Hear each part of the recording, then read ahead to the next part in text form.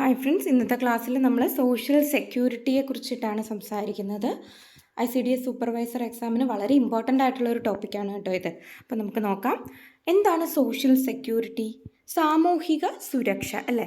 അപ്പോൾ social security is defined as a set of public measures that a society provides for its members to protect them against economic and social distress.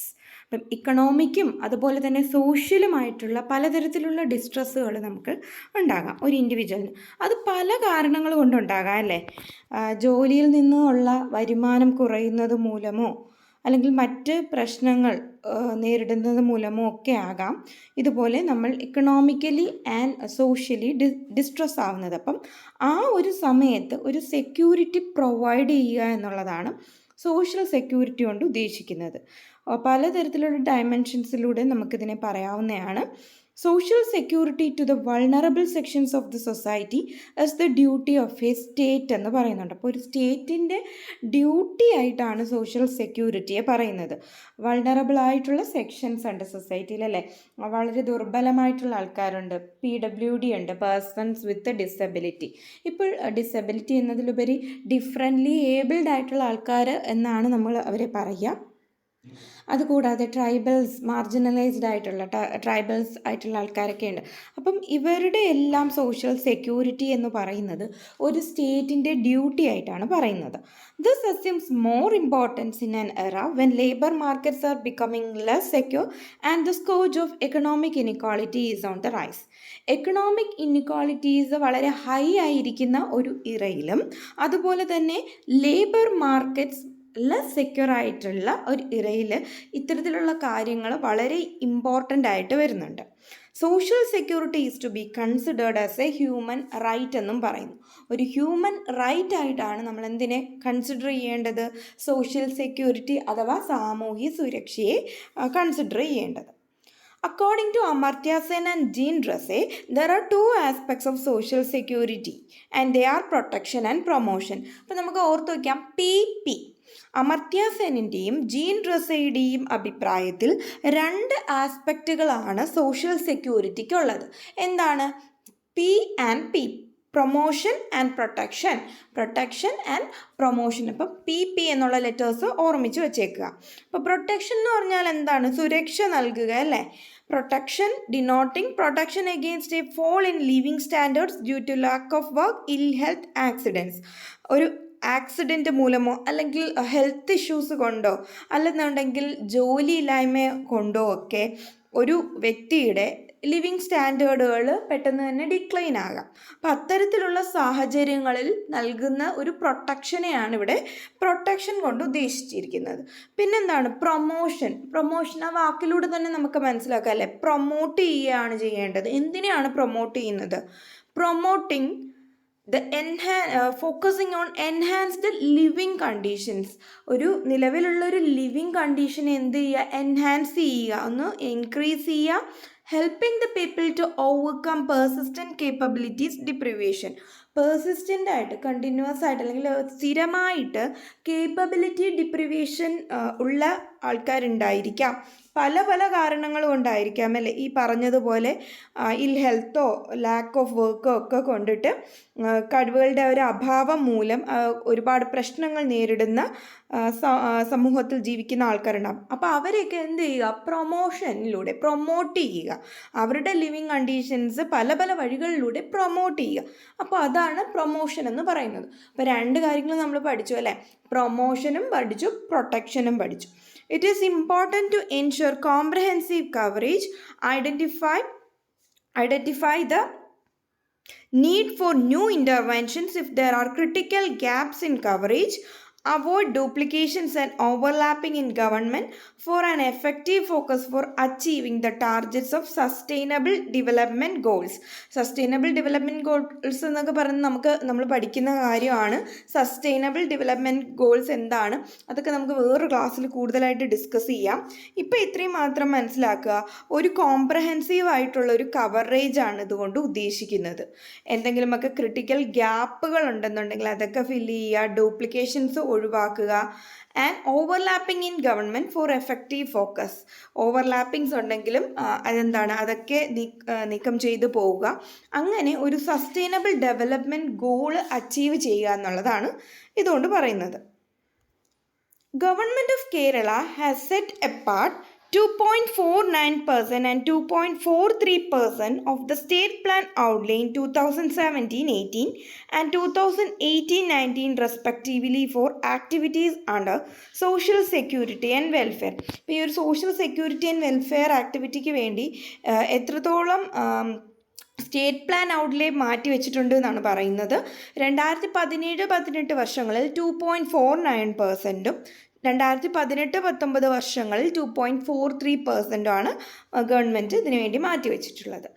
Kerala has several achievements in introducing social security measures to the vulnerable group like persons with disabilities, aged people, women and children in difficult circumstances. നമ്മൾ already പറഞ്ഞല്ലേ, ഒരുപാട് social security measures ഉണ്ട്. അതാണ് നമ്മൾ Kerala social security മിഷനിൽ പഠിക്കുന്നത്. ഒത്തിരി programmes അതിലുണ്ട്. ഏജ്ഡ് ആയിട്ടുള്ള ആൾക്കാർക്കുണ്ട്, വയോമിത്രം പോലുള്ള, അതുപോലെ താലോലം, സ്നേഹസ്പർശം, അങ്ങനെയൊക്കെ പറഞ്ഞ് ഒത്തിരി പ്രോഗ്രാംസുകൾ നമ്മൾ പഠിക്കുന്നുണ്ട്. അതൊക്കെ നമുക്ക് ഡീറ്റെയിൽഡ് ആയിട്ട് അടുത്ത ക്ലാസ്സിൽ പഠിക്കാം കേട്ടോ. അപ്പോൾ അത്രയാണ് ഇതിൽ പറയുന്നത്. വൾണറബിൾ ആയിട്ടുള്ള ഗ്രൂപ്പ് ഓഫ് പേഴ്സൺസിന് വേണ്ടിയിട്ട്, മെയിൻലി ഞാൻ പറഞ്ഞല്ലോ, ഡിസേബിൾഡ് ആയിട്ടുള്ള ആൾക്കാർക്ക് വേണ്ടി, ഏജ്ഡ് ആയിട്ടുള്ള ആൾക്കാർക്ക് വേണ്ടി, അതുപോലെ തന്നെ വനിതകൾക്കും കുട്ടികൾക്കും വേണ്ടിയിട്ട് ഡിഫിക്കൽട്ടായിട്ടുള്ള സർക്കംസ്റ്റൻസ് ഓവർകം ചെയ്യാൻ വേണ്ടിയിട്ട് ഒരുപാട് കാര്യങ്ങൾ ഈ ഒരു സോഷ്യൽ സെക്യൂരിറ്റി മെഷേഴ്സിൽ വരുന്നുണ്ട്. The social security programs in Kerala can be categorized into two. ഇപ്പോൾ 2 തരത്തിൽ സോഷ്യൽ സെക്യൂരിറ്റി പ്രോഗ്രാംസിനെ നമുക്ക് ക്ലാസിഫൈ ചെയ്യാം. ആദ്യം പറയുന്നത് ശ്രദ്ധിച്ച് കേൾക്കുക, ഇൻസ്റ്റിറ്റ്യൂഷണൽ കെയർ. രണ്ടാമത് സോഷ്യൽ അസിസ്റ്റൻസ് പ്രോഗ്രാംസ്. ഇപ്പം തന്നെ പഠിച്ചു പോവുക. 2 രീതിക്കാണ് നമ്മൾ സോഷ്യൽ സെക്യൂരിറ്റി പ്രോഗ്രാംസ് ഇൻ കേരളയെ ക്ലാസിഫൈ ചെയ്യുന്നത്. ആദ്യത്തേത് ഇൻസ്റ്റിറ്റ്യൂഷണൽ കെയർ. എന്താണ് ഇൻസ്റ്റിറ്റ്യൂഷണൽ കെയർ? ഇൻസ്റ്റിറ്റ്യൂഷൻസ് വഴിയുള്ള കെയർ അല്ലേ. രണ്ടാമത് സോഷ്യൽ അസിസ്റ്റൻസ് പ്രോഗ്രാംസ്. എന്താണ് സോഷ്യൽ അസിസ്റ്റൻസ് പ്രോഗ്രാംസ്? അപ്പോൾ ആദ്യം നമുക്ക് എന്ത് നോക്കാം? ഇൻസ്റ്റിറ്റ്യൂഷണൽ കെയർ തന്നെ നോക്കാം. ഇൻസ്റ്റിറ്റ്യൂഷണൽ കെയറിൽ എന്താണ് പറയുന്നത്? സ്റ്റേറ്റിൽ ഗവൺമെൻറ്റും അതുപോലെ തന്നെ NGOസും മറ്റ് വോളണ്ടറി ആയിട്ടുള്ള ഓർഗനൈസേഷൻസും എന്ത് പ്രൊവൈഡ് ചെയ്യുന്നു? ഇൻസ്റ്റിറ്റ്യൂഷണൽ കെയർ പ്രൊവൈഡ് ചെയ്യുന്നു. ആർക്കാണ് പ്രൊവൈഡ് ചെയ്യുന്നത്? ഡിസഡ്വാൻറ്റേജ്ഡ് ആയിട്ടുള്ള സെക്ഷൻസിനാണ് പ്രൊവൈഡ് ചെയ്യുന്നത്. അപ്പം അതിൽ ഇൻസ്റ്റിറ്റ്യൂഷണൽ കെയറിൽ ഇമ്പോർട്ടൻ്റ് ആയിട്ടുള്ള ആദ്യത്തെ institution the social justice department. ഈ ഒരു ഡിപ്പാർട്ട്മെൻറ്റ് നമ്മൾ വളരെ ഇമ്പോർട്ടൻ്റ് ആയിട്ട് പഠിക്കണം. കാരണം വിമൺ ആൻഡ് ചൈൽഡ് ഡിപ്പാർട്ട്മെൻറ്റ് എന്ന് പറയുന്നത് ഈ ഒരു SJD സോഷ്യൽ ജസ്റ്റിസ് ഡിപ്പാർട്ട്മെൻറ്റിൽ നിന്നുമാണ് ബൈഫർക്കേറ്റ് ചെയ്ത് വന്നിട്ടുള്ളത്. അതുകൊണ്ട് ഈ ഒരു ടോപ്പിക്ക് വളരെ ഇമ്പോർട്ടൻ്റ് ആയിട്ട് നമ്മൾ നോക്കണം. Social justice department SJD is the nodal department for the implementation of social security schemes in Kerala. Kerala സ്റ്റേറ്റിൽ സോഷ്യൽ സെക്യൂരിറ്റി സ്കീംസ് ഇംപ്ലിമെൻറ്റ് ചെയ്യുന്ന ഏറ്റവും ഇമ്പോർട്ടൻ്റ് ആയിട്ടുള്ള നോഡൽ ഏജൻസി ഏതാണ്? സോഷ്യൽ ജസ്റ്റിസ് ഡിപ്പാർട്ട്മെൻ്റ് ആണ്. SJD was formed on 9th September 1975.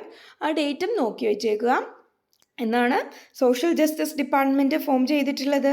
9th September 1975. ഇപ്പോൾ തന്നെ പഠിക്കൂ, 9th September 1975. The department initiates and implements welfare programs and services for women and children in need and distress. നമ്മൾ നേരത്തെ പറഞ്ഞ same point ആണ്. Differently abled and mentally challenged persons, destitute orphans and neglected street children, and provides social security for the aged and destitute through a network of organizations, residential institutions and non-institutional schemes. അപ്പോൾ എന്തൊക്കെയാണ് ഇതിലൂടെ provide ചെയ്യുന്നത്? Aged ആയിട്ടുള്ള ആൾക്കാർക്കുള്ള social security, destitute അഗതികൾക്കുള്ള social security എങ്ങനെയാണ്? Through a network of social organisations വഴി, അല്ലെങ്കിൽ റെസിഡൻഷ്യൽ ഇൻസ്റ്റിറ്റ്യൂഷൻസ് വഴി, നോൺ ഇൻസ്റ്റിറ്റ്യൂഷണൽ സ്കീംസ് വഴിയൊക്കെ പ്രൊവൈഡ് ചെയ്യുന്നുണ്ട്. മെയിൻലി ആയിട്ട് ഈ ടാർഗറ്റ് ചെയ്യുന്ന ആരെയാണ്? ഡെസ്റ്റിറ്റ്യൂട്ട് ആയിട്ടുള്ള ഓർഫൺസിനെ, അതായത് നിരാലംബരായ അനാഥരെ, അഗതികളെ, അതുകൂടാതെ ചലഞ്ച്ഡ് ആയിട്ടുള്ള മെൻ്റലി ആൻഡ് ഡിഫറൻ്റ്ലി ഏബിൾഡ് ആയിട്ടുള്ള ആൾക്കാരെ, മെൻ്റലി ചലഞ്ച്ഡ് ആയിട്ടുള്ള ആൾക്കാരെ, വിമൺ ആൻഡ് ചിൽഡ്രനെ, ഇതോടൊപ്പം തന്നെ നെഗ്ലക്റ്റഡ് ആയിട്ടുള്ള സ്ട്രീറ്റ് ചിൽഡ്രനെ ഒക്കെയാണ് ഇതിൽ ഫോക്കസ് ചെയ്യുന്നത്. The Directorate also provides financial assistance to the differently abled for aids and appliances, scholarships and pensions to the needy in the state. അപ്പോൾ ഇത്തരത്തിലുള്ള കാര്യങ്ങളും ഡയറക്ടറേറ്റിൽ നിന്ന് പ്രൊവൈഡ് ചെയ്യുന്നുണ്ട്. ഫിനാൻഷ്യൽ ആയിട്ടുള്ള അസിസ്റ്റൻസ് കൊടുക്കുന്നുണ്ട്. ആർക്കൊക്കെയാണ്? ഡിഫറെൻ്റ്ലി ഏബിൾഡ് ആയിട്ടുള്ള ആൾക്കാർക്കാണ് കൊടുക്കുന്നത്.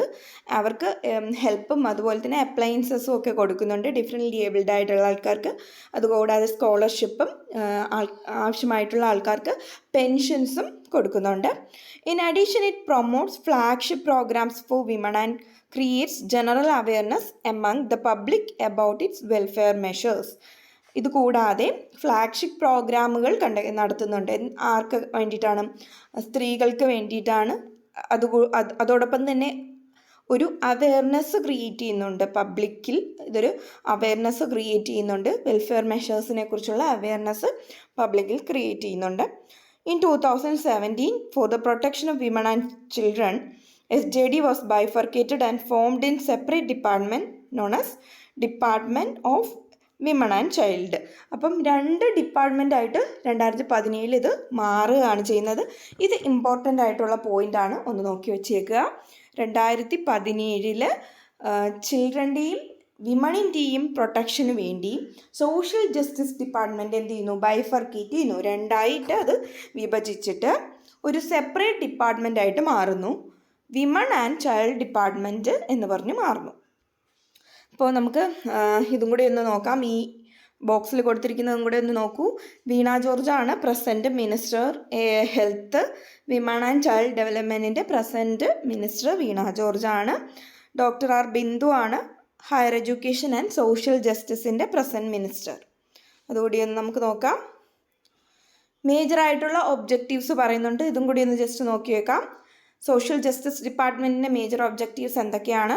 Welfare of women and children, നമ്മൾ ഓൾറെഡി പറഞ്ഞ പോയിൻറ്റ്സ് ആണ് ഇത്.